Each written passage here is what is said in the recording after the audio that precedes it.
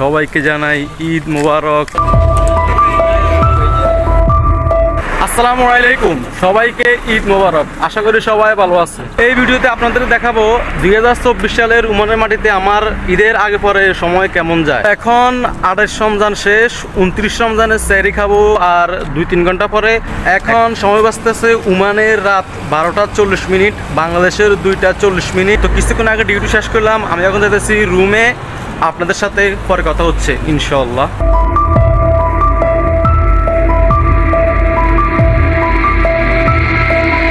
আসসালামু আলাইকুম। আর মাত্র 6 ঘন্টা 30 মিনিট বাকি 2024 সালের রমজান মাস শেষ হবার। দেখতে দেখতে কিভাবে 29টা রোজা শেষ করলাম সেটা একমাত্র আল্লাহ ভালো জানে। আমি এখন ডিউটি যাইতেছি, সবার সাথে পরে দেখা হচ্ছে। কিছুক্ষণ আগে 2024 সালের রমজান মাসের ইফতারি খাওয়া শেষ করলাম। আসসালামু আলাইকুম রহমতুল্লাহি ওবারাকাতু। সবাইকে জানাই ঈদ মোবারক, ঈদ মোবারক, ঈদ মোবারক। সবাইকে ঈদ মোবারক।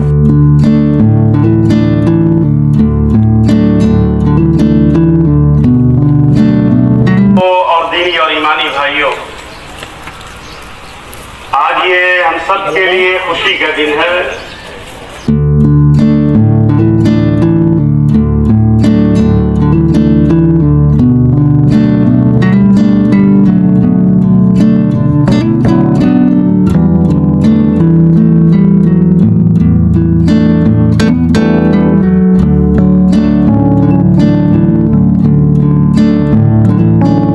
আলহামদুলিল্লাহ, দ্বিতীয়বার মতো আরব দেশে ঈদের নামাজ পড়ে শেষ করলাম। দ্বিতীয়বার মতো আরব দেশে ঈদ করলাম বাপ মা, ভাই বোন, আত্মীয় স্বজন, প্রিয়জনদের ছাড়া।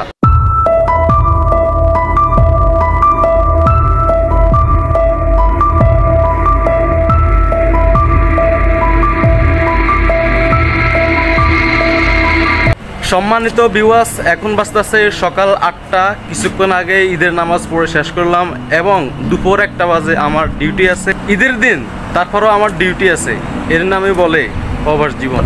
যাই হোক, আবেগ দিয়ে আমি কথা বলতে চাই না, বাস্তবতার সাথে নিজেকে মানিয়ে নিতে হবে। সম্মানিত ভিউয়ার্স, আপনাদের সাথে আবার পরে কথা হচ্ছে ইনশাআল্লাহ।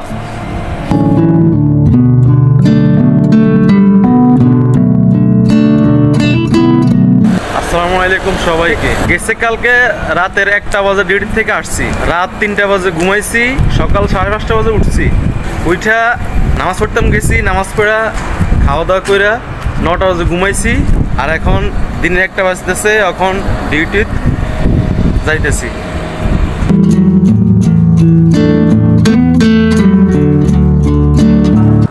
আসসালামু আলাইকুম। 2 দিন পর আবার ফিরে আসলাম। তো এখন আসছি জুমার নামাজ পড়তে। এই 2 দিন ভিডিও করার সময় হয়ে ওঠে নাই, সেই জন্য আজকে ভিডিও করার সুযোগ হলো। আজকে ভিডিও শুরু করে দিলাম। তখন আসছি জুমার নামাজ পড়তে, আপনাদের সাথে পরে কথা হচ্ছে ইনশাআল্লাহ। তো জুমার নামাজ পড়ে শেষ করলাম, ঈদের পরে প্রথম জুমা। এখন নামাজ পড়ে যাচ্ছি ডিউটিতে।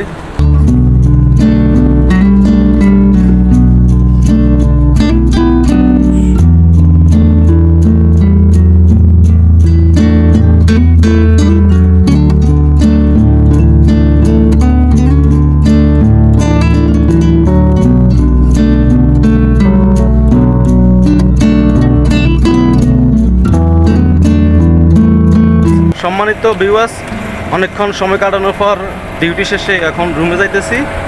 আল্লাহ হাফেজ।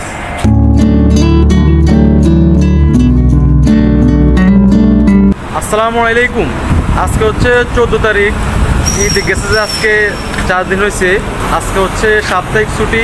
সাপ্তাহিক ছুটি যেহেতু একটু ঘুরতে বের হয়েছি, দেখা যাক কী করা যায়।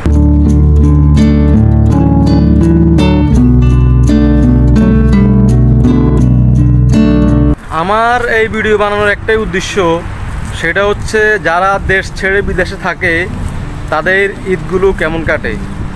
মেন বিষয় হচ্ছে সবাই বিদেশে আসে কাজ কাম করার জন্য। তো যেহেতু কাজ কাম করার জন্য আসে, সময়গুলো ব্যস্ততার মাঝে যাবে, এটাই স্বাভাবিক। আর আমি যেহেতু বিদেশে আছি, যেহেতু মার্কেটের কাজের সাথে জড়িত আছি, তা আমার সময়গুলো ব্যস্ততার মাঝে যাবে। এটাই স্বাভাবিক। যারা দেশ ছেড়ে বিদেশে আছেন তাদের ঈদের আনন্দ একটু কম হবে, এটাই স্বাভাবিক। এতে হতাশা হওয়ার কিছুই নেই। সবাইকে অসংখ্য অসংখ্য ধন্যবাদ ভিডিও শেষ পর্যন্ত দেখার জন্য। সবাই ভালো থাকবেন, ভালো রাখবেন। আসসালামু আলাইকুম, আল্লাহ হাফেজ।